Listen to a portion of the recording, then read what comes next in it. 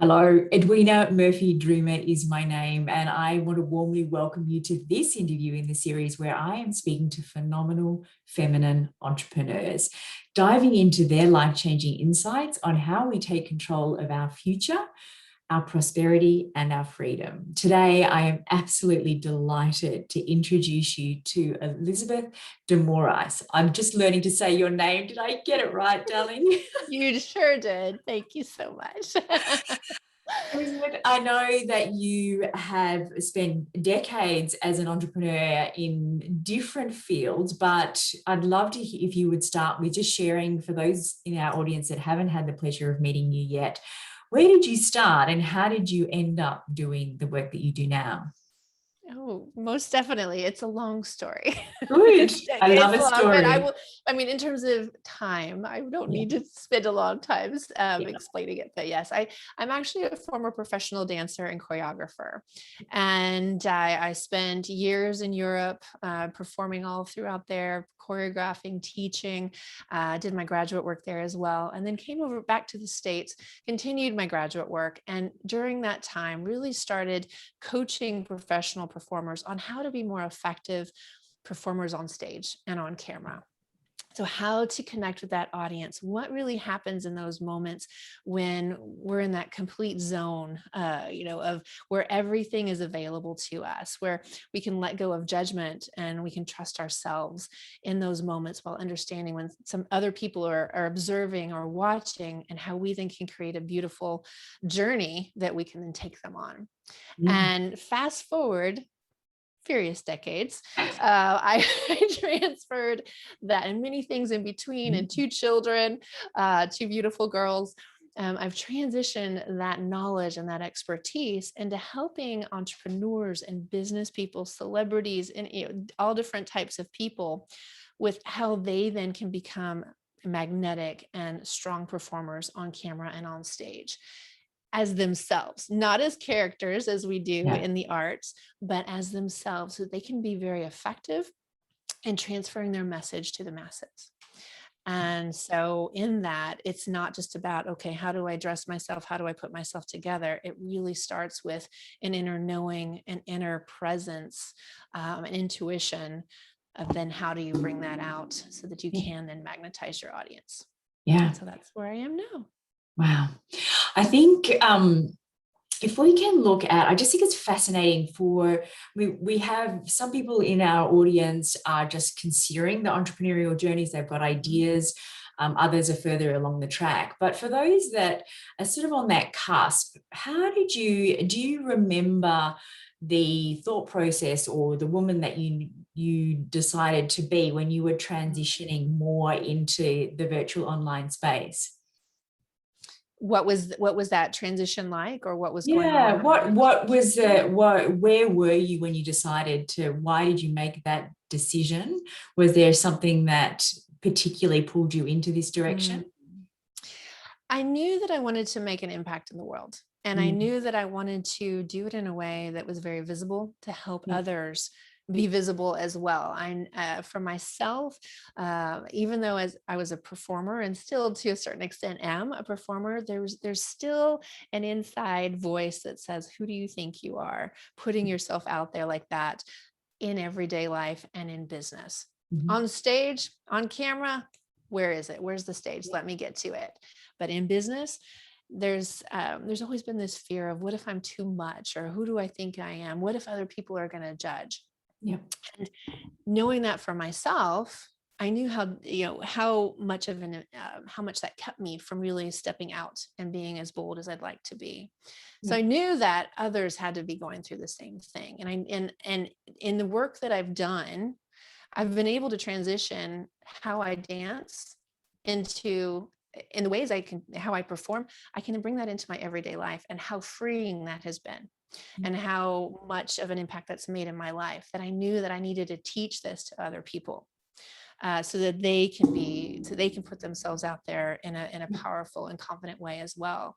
That there was this moment of decision and this draw of, somehow I've got to get this to other people, and how can I then make money doing it as well? Yeah. So I created my coaching practice, and it's been an ongoing evolution. And that's what's really exciting about it, is that, yes, you want to lay down like, okay, this is who I serve. This is the product or programs that I offer. But it's been so beautiful to watch the unfolding of this evolution as I go along. And so there have been these pinpointed moments of shifting. And so even, no matter if you're right at the beginning and going, should I do this or not? I've got this pull that I need to serve in certain ways. Step into it, because God is calling you. Like there's something's been placed in your heart that you're meant to fulfill. Follow it. But as we go along in our business as well, we're going to have other moments where we're going to say, oh, this is what I need to step into. And you just feel it. And then that you can visualize it and see it. And then you have to, as you mentioned, you have to then become that person who can do that. And that's an incredible journey to be a part of. No matter how old you are. Yeah. Oh, absolutely. I talk about the taps on the shoulder, sort of the universal taps. And it's like, you can ignore it for a while, but it just keeps getting louder. When you have that calling to do something, it doesn't usually just go away. No. And it will eat away at you if you don't follow through on it. Yeah, absolutely. Live that. Yeah. So I saw an Instagram post of yours that really that caught my eye, because it's a topic that I am very passionate about. And this is the topic of responsibility and personal responsibility. I think you said radical responsibility for all areas of your life. And I paid an enormous amount of money to do leadership training in the US. And it was this idea of responsibility at the ripe old age of, I think I must have been 47, that really was the most impactful thing that I learned. And I think that's why I love to talk about it so much, because it makes a massive difference if we give up on the idea that we're somehow a victim of something. So I can't do that because, my dad was unkind to me, or I can't do that because I've been through a divorce, or I can't do that because it is this sense of the external factors, allowing external factors to dictate who we get to be, what we get to do, and what we get to have. And once we understand that responsibility that actually I get to choose, it's life-changing. So I would love to dive into that with you, to hear your thoughts and your experience around this. Definitely. Well, I feel that so many times we can allow those external things to keep us from taking action in ways that we're actually using them as excuses to not step into our power. Because we're fearful of other things that we fear of being too much, or fear of failure. We can so easily go, well, it's because of this or that I can't do that. I'm wounded in a certain way, or that, I was bullied when I was a kid, so I'm fearful of stepping out, of making it happen. Like it might happen again. And the thing is that you then are not stepping into who you're supposed to be. And when you take that radical responsibility, life gets so much simpler. And you don't have all of these energy leaks all over the place that you're having to constantly hold inside of your head. Oh, I still have to do this or that, or, oh, I can't do that because I haven't had that conversation with that person yet, or whatever the things that you're not doing or taking care of. They are things that are keeping you down and keeping you from really stepping into who you're supposed to be.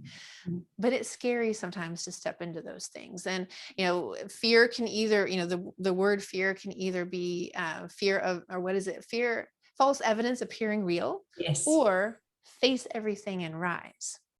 And it's those things that we have to face, that we're fearful of, are the things that we're meant to walk through and grow through, to then catapult ourselves forward. And those are the things that we're meant to learn from, that it's been placed in our path to learn from. And we will not learn from them until we step through them. But once we step through them, it's like, oh, wow, look at where I am right now. And so many times there are things that we're fearful of that aren't really that big of a deal. Yep. That just become we default to, or we think, oh, that's no big deal, or I just don't have time to take care of that. Excuse me. I don't have time to take care of that pile, in the hallway, or I don't have time to plan the meals for the family. Yep. But when I don't plan the meals, then I don't feel right. I don't feel like I'm taking care of my family. So then it wears on me, and it starts, my confidence starts going down. And then I start thinking, oh yeah, you're not good at what you do. And it just catapults, where all I would need to do is go plan a meal or the meals for the week, to take that responsibility of those small things. But, and often they're not that big of a deal. A while ago, I saw a cute, it's sad at the beginning, but then it's a cute video of this little boy holding on to a rope, and he's screaming bloody murder. He's in water. He thinks he's dying. And this woman just walks right over to him, grabs him, plops him on his feet, and it's maybe a little bit past his knees. He's like, oh, okay. How many times in our lives do we do that ourselves? We're like, oh my gosh, I can't do this. And then we go, oh, it's no big deal. Yeah. But when we take that responsibility, like everything, like just anything that is gnawing at you, whether it's your environment, or it's that bill you need to pay, or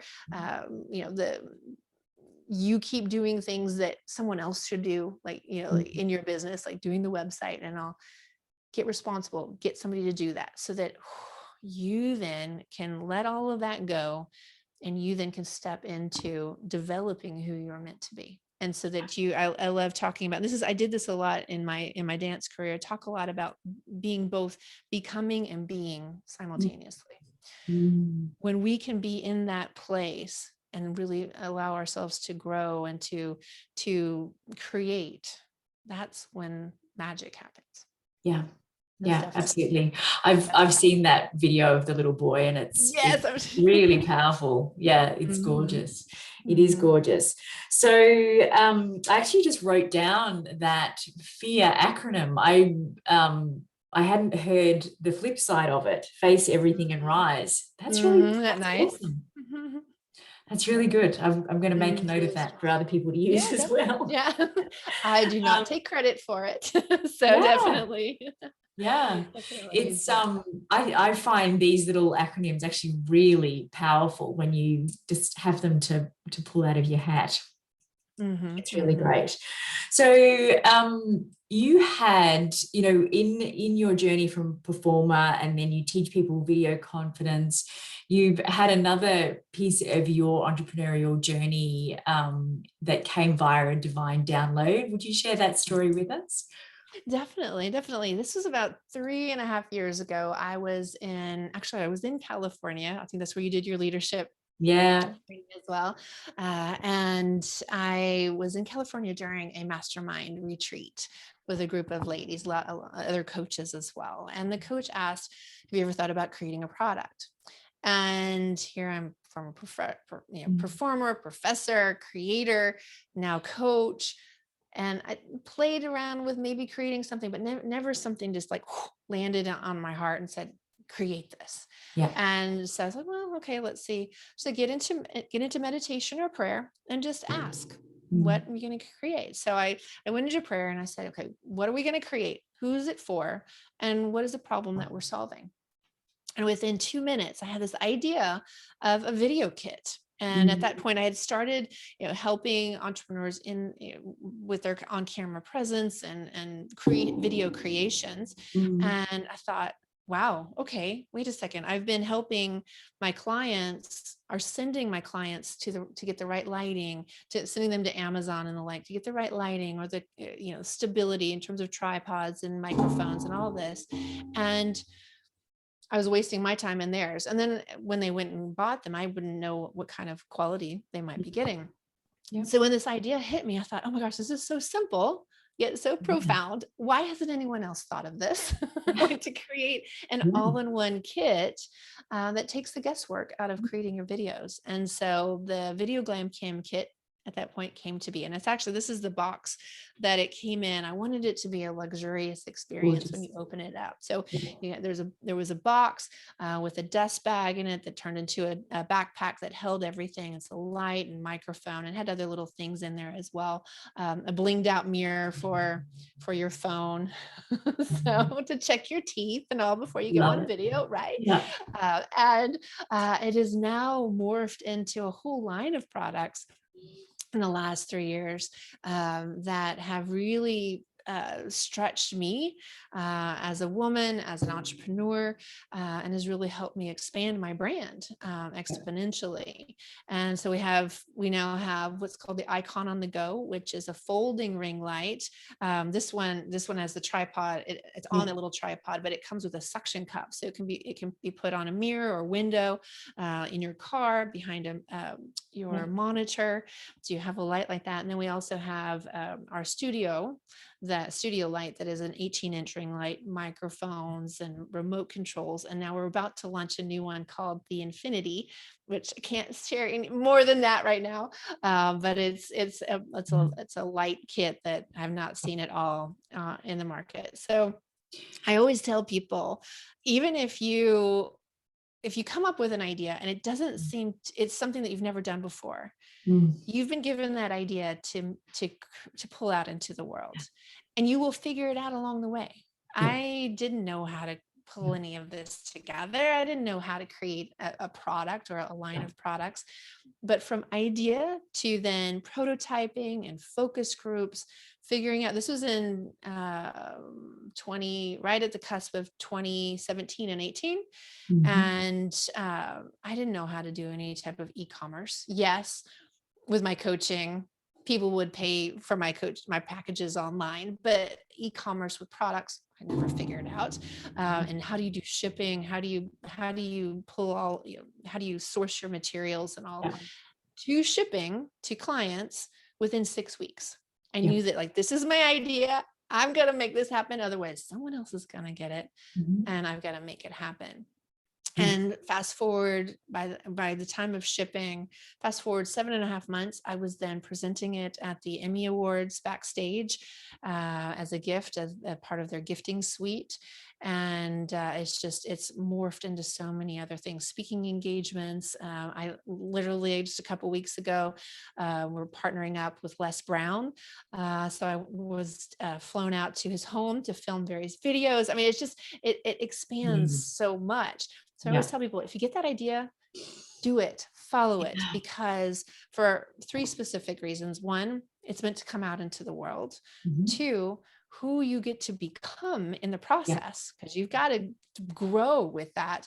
And also what you get to experience along the way. If I hadn't created this product, and it's a low entry point in my business. So it's given other people opportunity to come into my world and into my business that might not normally be able to come into my world because of the different coaching packages that I offer.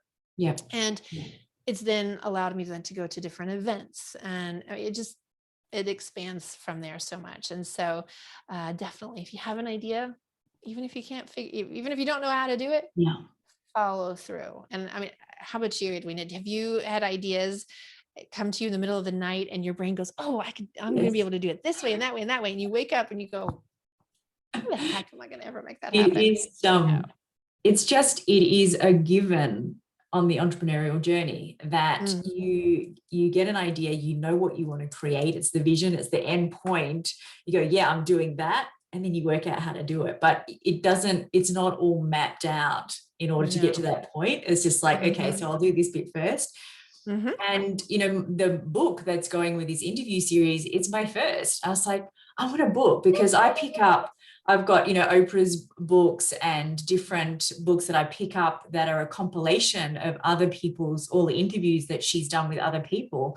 I was like, I've done well over 100 interviews, all full of amazing ideas. This next one, I'm going to do a book with it. Okay, I'm doing a book. And now each step is like, send out invitations, hope that somebody wants to be in it. All these people are like, yeah, sure. Yes. Like, okay. Then you work out the next bit and the next bit. And what is unfolding is amazing. But I think it really, you bring up such an important conversation, because it is being prepared to just take that first step and the next step, but you've got to have the vision first. That's Definitely. Yeah. And we can have the vision, but then not trust it as well, and then not follow through. Yeah. And so you asked the question earlier about these people that are the people in the audience who are like thinking about stepping. Just do it. Don't negate it. Don't say, oh, there's no way that I could ever do that. Yeah. Yes, you can. Yes, you can. Just it's finding what that first step is, and then the next best step, and the next best step. It will open up. You don't need to, you might see that vision of the castle there, but all you need to know is the road that's right in front of you that your headlights are hitting. You don't need to know all the little things, because if you knew what all was going on, you may not even try. No. But you don't have to know. You just need to take that next step. Yeah. And everything unfolds. An analogy that I think a lot of women relate to is a wedding. You know, you get engaged, and whether people have been married or not, we can relate to this story. You know, somebody, you know, you get engaged, and then you have this amazing vision. You know what you're going to wear, where you're going to be, what you're going to eat, what car you're going to drive in, who you're going to surround yourself with. Every bit of that picture, the vision is there. If you knew what it took to bring that vision to life, you probably wouldn't do it. Right. But you start with the vision, and it's the vision that's so compelling and pulls you forward through all the bits that are not so fun, because the reality is not every bit of the journey is fun. But if the end vision is compelling enough, your vision to want to get your amazing products into the hands of the people that need it, knowing what a difference it would make for their lives, that's the vision that pulled you forward, I imagine. Most definitely. And as you mentioned the not so pretty time moments, the vision sometimes also doesn't turn out like you might think it might, but it still turns out in its own amazing way. So for example, you mentioned weddings. For our wedding, I'm an only child, a daughter of a woman who loves to plan parties. Okay? So our wedding was planned to the T, exquisite flowers, everything. And I don't know of how many things could have gone wrong. How could more things go wrong in the wedding? But the actual ceremony was gorgeous. I've been married to this man over 22 years. So, it was a gorgeous wedding, but like the one of the groomsmen lost his pants on the way to the church. My matron of honor lost our rings in the bathroom. We started late. They've never started late. They forgot me in the front of the church. There's so many elements, and they were still putting flowers up while guests were coming. Like so many things went wrong. The organ broke in the middle of the ceremony, where I had a horn and this huge organ bringing me in, and then we leave going ding, ding, ding, ding, ding, ding. And we're like, okay, but it still was gorgeous, So the reason why I say all that is you have that vision, you walk through the steps, you learn along the way. That's right. It may not turn out the way you might want it to, but it still works out in the most amazing ways that you learn and you go, oh my gosh, this was even better. Yeah. Had our wedding been beautiful, like to the T, it would have just been, vanilla, beautiful, but vanilla. Now I have this great story, so it might impact other people. So I love that analogy though, because you do have that vision, you're excited, you have those lows, you have those fights, you have this, should we just elope? So I love that. And I think it is the downs that allow us to have the ups. It can't all be up. Otherwise, up wouldn't exist, because if there's no down. True. It's so obvious, but it's very easy to get caught up in this idea that we have to be happy and everything, all the time, and everything's 100% perfect. The Instagram picture. And I think that in reality, that's changing a bit now, depending on where you're tuning in, but people are prepared to be more vulnerable now and to share the bits that are a bit messy and the bits that don't work out. And that's where we all just get to lift each other up and learn from these various mistakes. And I think that's the power of having a coach that has been through the downs and can hopefully help you bypass some of the bigger drops. But in your journey when you talk about your wedding, and I can well imagine in your business as well, who you're surrounded by, whether you've got a coach or your network are the people that are going to go, it's okay, let's keep going, or oh, don't be crazy, you'll look like an idiot, just give up. So tell me what perhaps from your entrepreneurial journey, what role have coaches or masterminds or networks played for you?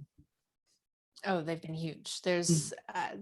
I never go without a coach. Yeah. And almost always I'm in a mastermind. Yeah. Because I'm in a sense flying by the seat of my pants. Mm-hmm. I mean, I know what I'm doing in my expertise, but Yeah. in building a business, it's tough. There's the whole mindset element that our minds can really mess us up, and then we need to stay on track and Yeah. and learn certain techniques on that. That's in and of itself a coach.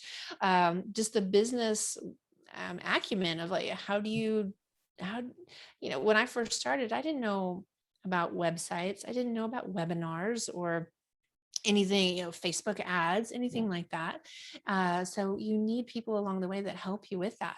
But also, once you get to a certain point, you're like, okay, my business is running, it's going well, it's Mm-hmm. it's growing and growing, and yes, sometimes there are lower moments in terms of income, but you're finally getting going.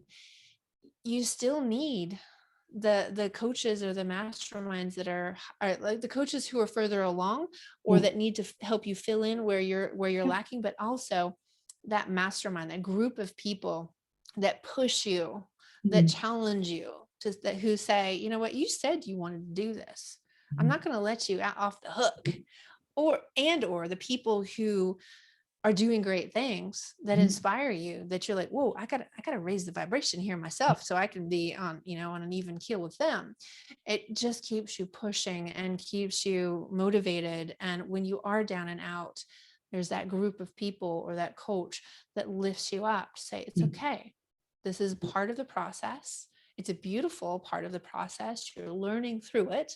We're not going to let you step back and fall back or fall down. We got to pull you up. So I always have someone. Yeah. With you. And those who you mentioned, that like, who, like, you're going to look stupid or whatever. Those people are not part of my life anymore. They just aren't. Yeah. So because I can do that to myself enough. Yeah. I don't need anyone else to tell me that. No. So yeah. And then if I am in a group, go ahead.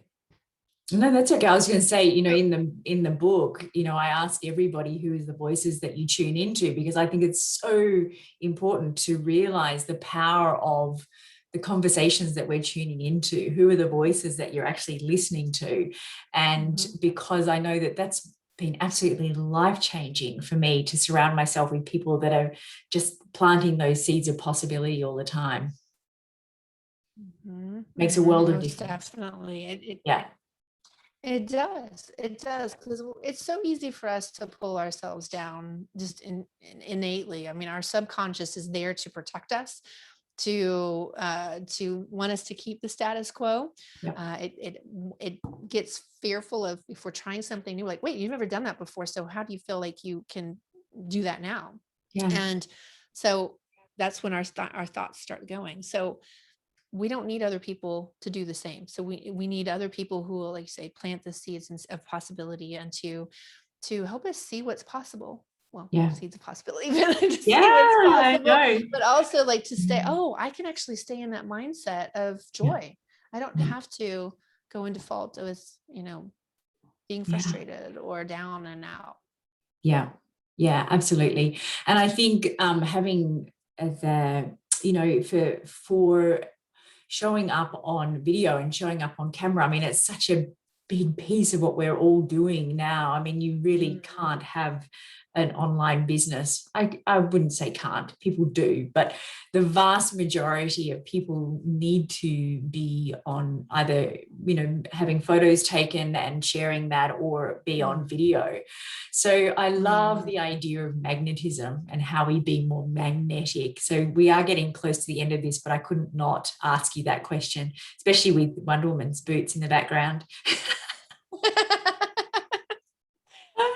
they're there to remind me and anyone who watches that you can always put on your Wonder Woman boots there, or you can even, just imagine you already having them on, and that you can be, really kick butt. I won't say kick butt. Yeah, At any absolutely. point, Yeah. So where does that magnetism come from? In a person, or in what I'm talking about? In a person. Yeah. It comes from within. It comes from, it's not something that you attach onto yourself. It's an inner knowing, and it's an inner presence in the moment. And there's so many elements that contribute to that, but the biggest one is really being present now, and being able to get rid of all the noise, all the chatter in your mind, and to be able to access what needs to come out. We all have different types of charisma that we can access depending on and to show depending on the situation, your personality, the goals that you have, that will draw people in different ways. And understanding those different types of charisma and how you can pull those out. And also the energy. You say, where does it come from? It's an energy. And, our heart is the first organ created that gets developed in utero for a reason. It's a communication organ. It communicates everything to the brain. We think of our brain. Yes, that's where a lot happens, and it communicates through the body, through the nerves and all. But the heart communicates feelings to the brain, which then creates different neurons and different endorphins and chemicals that then go through the body. But also the heart has an electromagnetic field that, depending on how we feel, expands or contracts. We can literally feel it. Our body, and scientifically, they've been able to pick this field up on machines. But we feel it when we come into somebody's energetic field. We can feel it. We talk about aura and all of that. That's that I love talking about that. But it's been hard sometimes to prove that scientifically. But now there's more and more data that does contribute to that. But especially with the heart and the electromagnetic field, it can be picked up with machines, but we literally feel it when we come into someone's field. And depending on how we feel is what then is radiated out, which then draws people in. And it's actually a current that goes like an actual magnet. So when you have metal pieces on a piece of paper or on a surface, and you take a magnet and go around, it does this whole the north and south. That's what's happening around our body as well.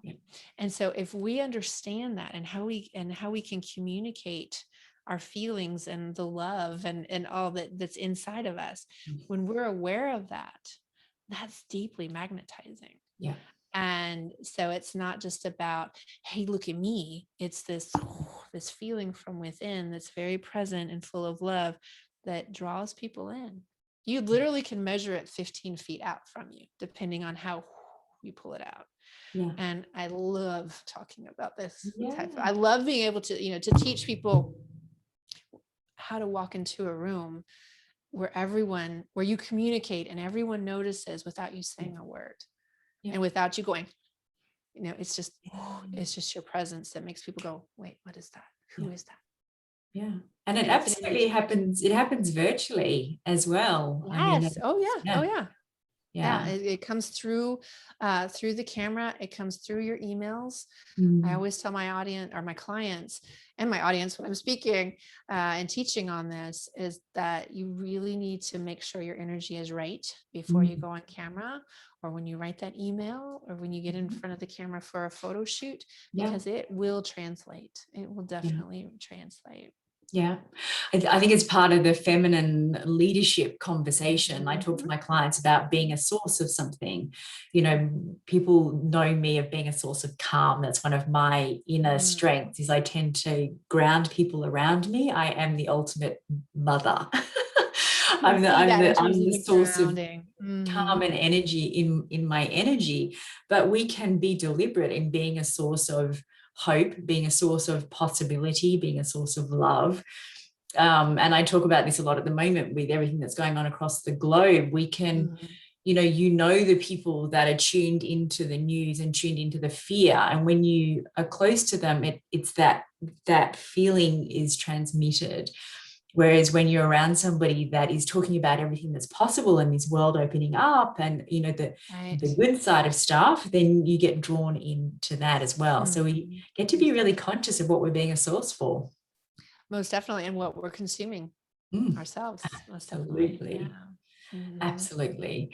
So I know you have a beautiful gift for our audience. Did you want to take a second to tell them what that is? I would love to. I partnered up with an amazing musician and created an 18-minute meditation taking you from fear and anxiety into love. And it's an exquisite experience. And it really helps you to, like yourself, ground yourself and to switch those feelings so that you then can move into the world guided by love. And what's really really beautiful about this meditation is, yes, it's about 18 minutes, but the steps that I take you through can be done within moments. For when you are, for example, if you are in a setting where you are feeling anxiety, or you're in a group of people and you're not feeling yourself, like maybe you are sensing other people's fear and you're like, oh no, I don't like this. You can take yourself through these steps very quickly to shift and to transform. Maybe it's right before you go in front of the camera or on stage to speak, or just in general, you're sensing while you're driving in traffic. You don't have to close your eyes and totally meditate. You can go bam, bam, bam, and create it. And so I'm very excited to be able to share this with you all. Oh, I'm dying to use it. I'm dying to have a copy myself. So thank you so much for being with us. I just wanted to ask you one last question, because the whole idea behind this series came from listening to Oprah Winfrey recite Maya Angelou's poem, Phenomenal Woman. I don't know if you've heard it, but at the end of it, Oprah says, when I first started reciting this poem, I didn't believe I was a phenomenal woman. I spoke it into being. Ooh, and it grabbed me, and I was like, I want to be a phenomenal woman. So I'm just going to start speaking that into being. Have you got one word or a way of being that you are stepping into more fully? Can I give you 2 words? Oh, you can. Yes. That I'm working on is surrender and receiving. Beautiful. Because so much of my life, I've been in the masculine of doing, creating, but doing, and negating much of myself, and in resistance to receiving the goodness that is the universe is so trying to bring to me. And I'm learning more and more, and it's just been this beautiful unfolding journey of surrendering. It's okay to surrender. It's not giving up. It's surrendering to go, all right, let me receive. Let me open up and receive. I'm okay. I am worthy. I want to receive all of the goodness, so that I then am a fuller woman to be able to give more to the world. Yeah. And it's not a selfish thing. It's a beautiful, it's imperative that we surrender and receive and give. I mean, we as women, we create by receiving. We create children by receiving. We have to open up and receive to create. Yeah. And so much of at least my life, and what I found so much with so many of my clients, is push back, push back, push back. I shouldn't have that goodness. And so those 2 words have changed my life very much so recently. Do you know Toshe Silver's Abundance Prayer? Have you seen that? No. I'm going to need to. Okay, I'm going to share it with you, and I'll share it with the audience Beautiful. that are tuning into this, because it's absolutely about that, and it's something that as women we get to really focus on. I think it's pretty much across the board. We're fabulous at giving and not so good at receiving, so we get to collectively work on this together. I love it. And what I found is it really is our responsibility to spend that time receiving and cultivating. if we don't, we're not, we talked about radical responsibility. Yeah. We're not taking radical responsibility if Yeah. we do not do this. So I'm excited to hear this. Perfect. Perfect. I can't recite it. I'll share it in written form. Oh, okay. Okay. Wonderful. I wish I could. I'll work on that. I'll work on that. Elizabeth, thank you so much for sharing your wisdom, your journey, your thoughts. It's invaluable. And I'm so grateful to you for being part of this and for sharing yourself so generously with us. Oh, I am so honored to be a part of this. Thank you so much. This has been a beautiful time to spend with you. And I'm excited for our audience to learn and to hear all of the different speakers. It's going to be amazing. And to read the book. Yeah. You were amazing to do this. I'm so happy that you decided to take that inspiration and that motivation and just take that next step and that next step. I know this is going to be an amazing experience, but end result that will not be an end result. It will continue evolving.